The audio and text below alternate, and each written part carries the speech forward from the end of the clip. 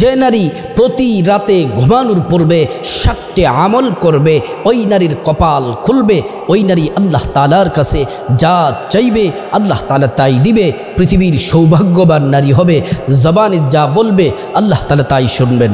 প্রিয় দিনী ভাই ও বোন, আল্লাহ তাআলা দিনটাকে দিয়েছেন পরিশ্রম করার জন্যে।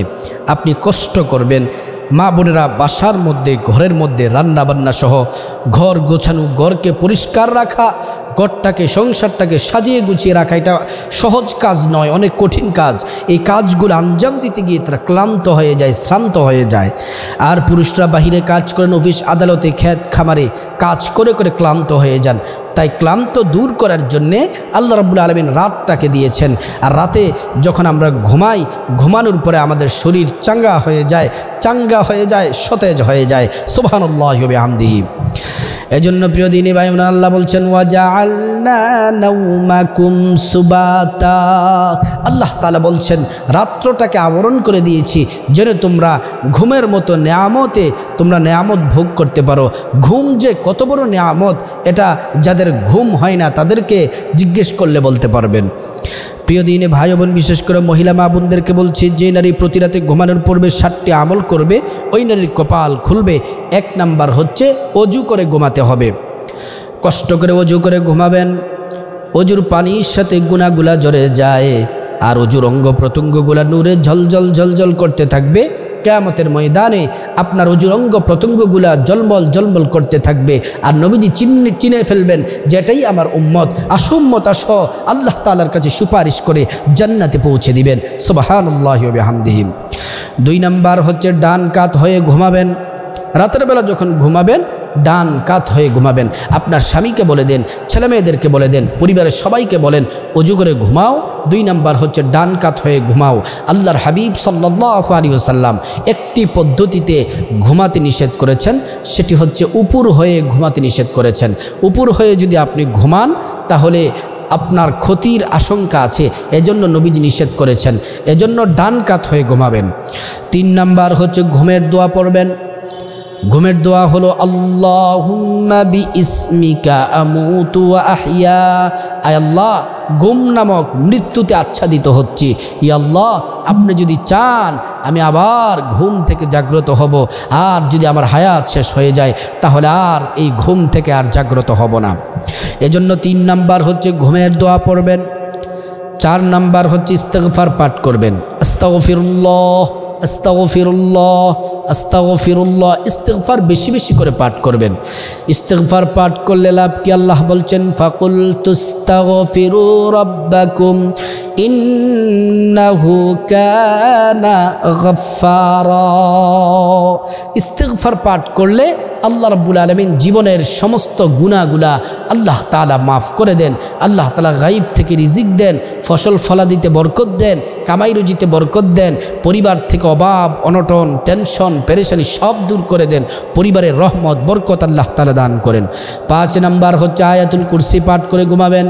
আল্লাহু লা ইলাহা ইল্লা হুয়াল হাইয়ুল কাইয়্যুম لا تأخذه سنة ولا نوم له ما في السماوات وما في الأرض من ذا الذي يشفع عنده إلا بإذنه يعلم ما بين أيديهم وما خلفهم ولا يحيطون بشيء من علمه إلا بما شاء وسع كرسيه السماوات والأرض ولا يؤوده حفظهما وهو العلي العظيم।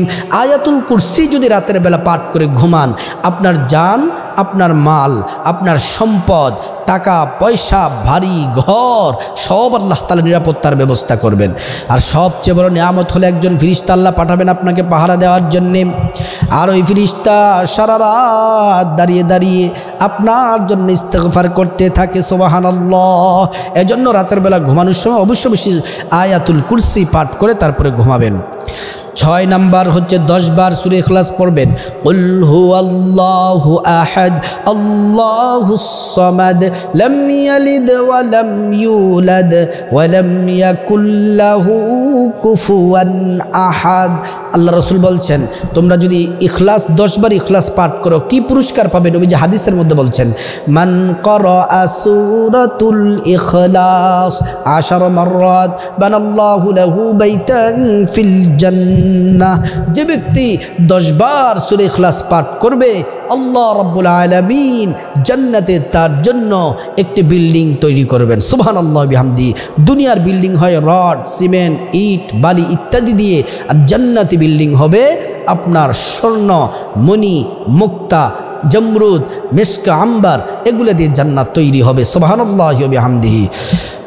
তারপরে সর্বশেষ 7 নাম্বার হচ্ছে 10 বার দুরূদ পড়বেন।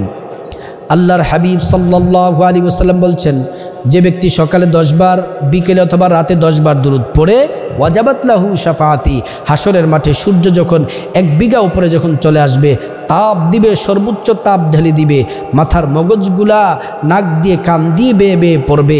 ওই সময় ওই কঠিন পরিস্থিতিতে দুনিয়াতে কষ্ট করে সকালে 10 বার, বিকেলে 10 বার যদি দুরূদ পড়তে পারো, ওই দিন আমি রাসূল আল্লাহর কাছে সুপারিশ করে তোমাদেরকে জান্নাতে পৌঁছে দেব। কোন দুরূদ পড়বেন? ছোট্ট দুরূদটি পড়ুন, সাল্লাল্লাহু আলাইহি ওয়াসাল্লাম, সাল্লাল্লাহু আলাইহি ওয়াসাল্লাম পড়বেন। দুরূদ পড়বেন কি জন্যে? দুরূদ পড়বেন এজন্যে আপনি দুরূদ যদি আপনি না পড়েন আপনার দোয়া আল্লাহর কাছে পৌঁছাবে না, আল্লাহর কাছে পৌঁছাবে না। মাহজুবুন মুআল্লাকুন বাইনাস সামাই ওয়াল আরদ, যে ইবাদতে দোয়াতে দুরূদ নাই আসমানে ঝুলন্ত অবস্থায় থাকে, দুরূদ পড়ার সাথে সাথে আরশ আজিমে চলে যায়। আল্লাহ পাক সকল মা বোনদেরকে এবং আমরা পুরুষ যারা সবাইকেই রাতের বেলা এই 7টি কাজ আমল করার তৌফিক দান করুক। আর বিশেষ করে যে নারী প্রতি রাতে ঘুমানোর পূর্বে 7টি আমল করবে